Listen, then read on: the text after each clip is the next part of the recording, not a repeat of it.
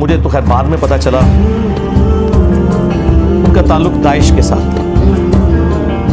عرب ملکوں سے یہاں آئے, وہ عرب میں ہی پیدا ہوئے تھے, اردو بھی ان کو اچھی آتی تھی کیونکہ ان کے ماں باپ پاکستانی تھے, اور عربی ان کی ایک نیٹو لینگویج بن چکی بھی تھی, اور دنیاوی طور پہ پڑھے لکھے بھی تھے, انگریزی بھی ان کو آتی تھی. میرے ایک دوست کے ریفرنس سے مجھے ملنے آئے کسی کام کے سلسلے میں, تو آتے ہی انہوں نے یہ بات کی. یہ بات آپ نے غور سے سننی ہے, بڑی حیران کن بات میں آپ کو بتانے لگا, اور یہ میرے خیال ہے میں پہلی دفعہ آن ایئر کرنے لگا ہوں, آپ کی اس بات سے مجھے یاد آ گیا. تو مجھے کہنے لگے کہ خلافت و ملوکیت میں مولانا مودودی رحمہ اللہ نے سیدنا عثمان غنی رضی اللہ تعالیٰ عنہ کی توہین کی ہے. میں نے کہا نہیں, میرے پاس یہ خلافت و ملوکیت پڑھی ہوئی ہے, تو تم اسے پڑھو. میں صبح آفس چلا گیا, تو شام کو بلکہ رات کو کافی لیٹ واپس آیا. انہوں نے ایک دن میں اس کا میجورٹی پورشن پڑھ لیا تھا. وہ اصل میں جو اس کا چیپٹر ہے جو چبھتا ہے سب کو, خلافت راشدہ سے ملوکیت کا سفر جو ہے. جب میں واپس آیا نا, تو وہ صبح جو میرے ساتھ بحث کر رہے تھے نا, مجھے کہنے لگے یار مودودی صاحب نے تو جس طریقے سے یہ مقدمہ پیش کیا ہے, اس سے تو سافٹ انداز حق بات کا ہو ہی نہیں سکتا. ایون حضرت معاویہ ابن ابی سفیان رضی اللہ تعالیٰ عنہما کے بارے میں بھی انہوں نے اتنی سافٹ لینگویج یوز کی ہے, اگرچہ انہوں نے غلطیاں ہائی لائٹ کی ہیں, کہ اس سے سافٹ لینگویج ہو ہی نہیں سکتی. کہ جتنے لوگ ہیں نا, بس وہ جس نے میرے بارے میں کہہ دیا قادیانی ہے, حالانکہ جو قادیانیوں کے خلاف مہم چلا رہے ہیں, ہم نے تو ان کی منجی ٹھوک دی ہے کہ تمہارے ابے بھی چشتی رسول اللہ اشرفی رسول اللہ پڑھا کے گئے ہیں, تو غلامت قادیانی دجال تو شاہی کوئی نہیں ہے, ہم تو ختم نبوت کے اوپر کام کر رہے ہیں. اچھا, وہ تو جب کوئی سنتا ہے تو پتہ چلتا ہے. تو مجھے کہنے لگا یار یہ تو مودودی صاحب نے تو بہت زبردست لکھا ہے. میں نے کہا سیدنا عثمان کے حوالے سے کہتے ہیں وہ جو کچھ انہوں نے لکھا ہے, آپ تو خیر پوری تحقیق کے ساتھ خلافت و ملوکیت جو نئی چھپی ہے اس میں پورے حوالے بھی نیچے لکھے ہوئے ہیں, اس میں بھی تھے, اب تو بہت تفصیل سے. باقی میرا کربلا والا ریسرچ پیپر میں تو 200 حدیث ہیں. تو مجھے کہنے لگا یار ایک مسئلہ مجھے آج سمجھ آیا ہے, جو میں بڑا حیران ہوا تھا. میں نے کہا کیا؟ وہ کہنے لگا کہ جب داعش کی فوجیں داخل ہوئیں عراق کے اندر, شام کے اندر نا, تو کئی لوگ جو ہے نا وہ حضرت علی ابن ابی طالب کے اوپر لعنت کرتے تھے انہیں خوش کرنے کے لیے. تو وہ کہتا ہے کہ ایک آدھ سفر میں میں بھی ساتھ تھا, تو جب انہوں نے حضرت علی پہ لعنت کی تو ہم سب لوگوں نے تو اپنے کانوں کو ہاتھ لگایا, کیونکہ سنی تو حضرت علی کی رسپیکٹ کرتے ہیں. یعنی یہ آج کے سنی ان کو آپ بنو امیہ تو نہ سمجھیں, بنو امیہ کی بھی دال گلی, تو اگر ان کی دال گلی ہوتی تو بخاری مسلم میں سب و شتم کی روایتیں تو نہ لکھتے, اور بنو امیہ کا رد تو نہ کرتے امام بخاری امام مسلم حضرت علی کی شان میں حدیثیں لے کے. وہ کہنے لگا کہ ہم گاؤں میں داخل ہوتے تو وہ حضرت علی پہ لعنت کرتے, اور وہ لعنت کرنے والے کون؟ شیعہ. اور وہ کیوں کر رہے ہوتے تھے؟ تقیۃً. وہ یہ سمجھتے تھے کہ یہ بنو امیہ کے پیروکار ہیں. جس طرح بنو امیہ اپنے دور میں حضرت علی پہ لعنت کرواتی تھی تو لوگوں کو چھوڑا جاتا تھا, اور تقیۃً شیعہ علی لعنت کر لیتے تھے. ظاہر سارے تو حجر ابن عدی تو نہیں ہوتے نا کلمہ حق بلند کرنے والے.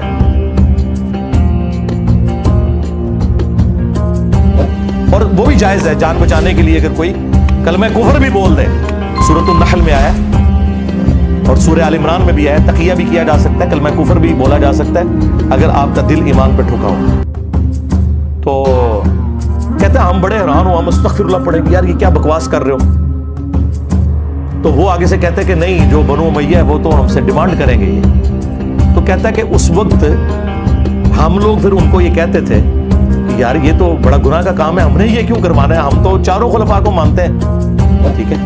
اور جو ان کے امیر وہ تو خود سید ہونے کے دعوے دار ہیں, اپنے آپ کو ہاشمی کہتے ہیں. یہ میں کوئی داعش کے فضائل نہیں بیان کر رہا, میں اس وقت علمی گفتگو کر رہا ہوں. مجھے تو جتنی بھی جہادی تنظیمیں ہیں, داعش ہو, القاعدہ ہو, TTP ہو, باقی ان کے ساتھ سنگین نوعیت کے اختلافات, وہ ایک معاملہ الگ سے. لیکن میں آپ کو ان پرنسپل یہ بات بتا رہا ہوں کہ وہ نوجوان پھر کہنے لگا مجھے آج یہ بات سمجھ آئی ہے. اس وقت ہمیں بڑی حیرانگی ہوئی تھی, لیکن جب میں نے خلافت و ملوکیت پڑھی, پھر خیر میں نے اسے بخاری बुखारी मुस्लिम से अहादीस बताई है, तो उनसे नसाई से, अल-मुस्तदरक हाकिम से। कहता मुझे अब पता चला कि अच्छा यार ये बात वाकई थी कि बनु उमैया के दौर में ये काम करवाया जाता था, और ये हमने प्रैक्टिकली चेक किया है कि शियाने अली ने हमारे शर से बचने के लिए हजरत अली पे हमारे सामने लानत की। तो हम कहते थे यार इनको क्या हो गया, हमने तो इन्हें कुछ भी नहीं कहा। और हजरत अली तो हमारे लिए भी रिस्पेक्टेबल पर्सनैलिटी है, जो मैं अक्सर जो है वो अहले तशय्युअ से भी कहता हूँ कि अहले सुन्नत के तो हाथ पाँव बंधे हुए हैं, जिस तरह मुसलमानों के हाथ पाँव बंधे हुए हैं कि हम क्रिश्चियन की रसूलुल्लाह की शान में जो गुस्ताखी है या खाके बनाना, इसके अगेंस्ट गुस्से में भी आके तसव्वुर नहीं कर सकते कि हम ईसा इब्न मरियम की तौहीद करें, क्योंकि हमारे ईमान का हिस्सा है। हमारे नजदीक जितना बड़ा काफिर रसूलुल्लाह का इनकारी है, उतना बड़ा काफिर ही हजरत ईसा का इनकारी है। ला नुफ़र्रिक़ु बैन अहदिन मिन रुसुलिही, मर्तबे में फर्क अपनी जगह, तफ़दील बैन रुसूल वो हक है, तिल्का रुसूल फ़द्दलना बअदहुम अला बअद, लेकिन तफ़रीक़ बैन रुसूल ये कुफ्र है।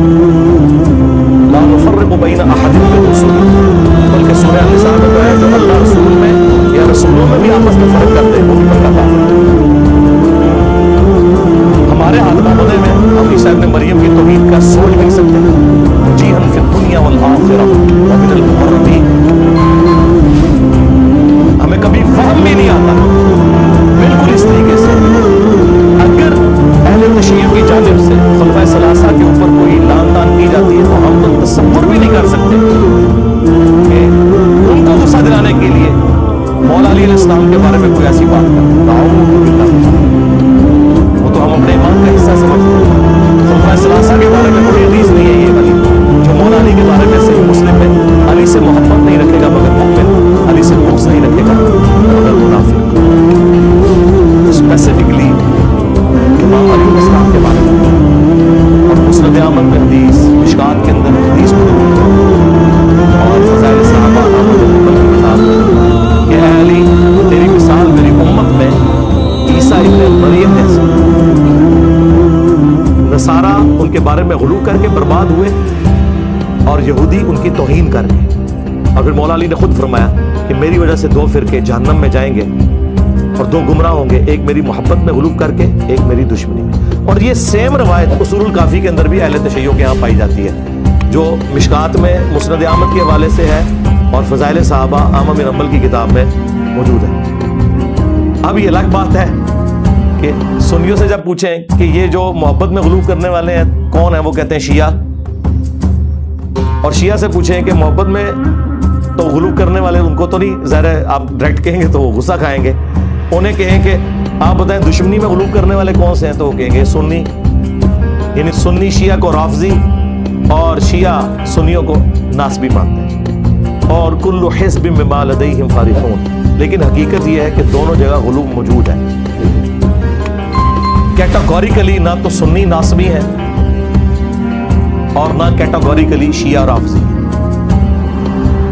तो लेकिन जब वो अप्लाई करने की बारी आती है ना, फिर वो लोग अप्लाई करना शुरू कर देते हैं। तो आप अंदाजा करें कि आज के दौर के अंदर भी यानी वो मिसकंसेप्शन जो सदियों से चलती आ रही थी, जो किताबों की हद तक तो दुरुस्त थी, लेकिन वक्त के साथ साथ मैं समझता हूं कि उमर बिन अब्दुल अजीज रहमहुल्लाह जो इस्लाम के पहले मुजद्दिद हैं, उन्होंने जिस तरीके से इस इशू को हैंडल किया, क़यामत तक के लिए उस फितने को दबा दिया जो बनु उमैया के मेंबरों से लानत होती थी 60 साल तक। और उन्होंने सूरत अन-नहल की वो आयत में खुतबे में दाखिल की, इन्नल्लाह यअमुरु बिल अदली वल इहसान।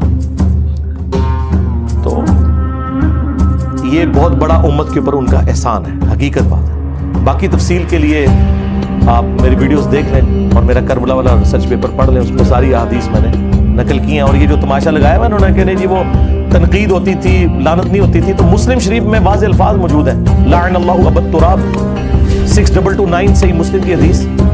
और तकी उस्मानी साहब कहते हैं नहीं वो बुखारी में एक हदीस सब की और सब का मतलब तनकीद है, हालांकि वही हदीस मुस्लिम में थी, लेकिन उससे ओवरलुक किया या ओवरलुक किया। अगर ओवरलुक किया तो बहुत खतरनाक है, ये तो मुनाफिकत है। और अगर जहालत की वजह से किया तो सरकार अब समझ ले, लेकिन ना ये अपने मुफ्तियों को जाहिल मानने के लिए तैयार है, ना मुनाफिक मानने के लिए तैयार। मुस्लिम शरीफ में वाज़ेह अल्फाज थे लानत के अल्फाज मौजूद हैं। बहरहाल मौलाना मौदूदी रहमहुल्लाह ने जिस पैशन के साथ इस चीज को हाईलाइट किया खिलाफत व मलूकियत में, मैं समझता हूं उस काम को अगर 4 चांद किसी बंदे ने लगाए हैं ना, तो मौलाना इसहाक साहब है रहमहुल्लाह। मौलाना इसहाक साहब ने क़यामत तक के लिए राफजियत और नासबियत दोनों के खिलाफ एक बंद बांधा है, और अल्हम्दुलिल्लाह उस मुकदमे को मैंने एक आम फहम अंदाज में हदीसों की नंबरिंग के साथ अपने रिसर्च पेपर वाक़या करबला का हकीकी पस मंज़र 72 सहीहुल इस्नाद हदीस की रोशनी में, जिसमें 200 रवायतें जमा की, 72 मैंने शुहदाए करबला की निस्बत रखी, उसके अंदर पूरा मुकदमा क्लियर किया, जिसे शौक हो तो देख सकते हैं। बाग़ फतक आपके मुताबिक मैनेजेरियल इशू था, लेकिन अगर नबी इस्लाम के वारिस नहीं होते तो इसके ऊपर मैं, मेरे भाई पहले बोल चुका हूँ, मेरा मौक़िफ़ ये है कि आज की डेट में इशू रिजॉल्व, जिन लोगों के साथ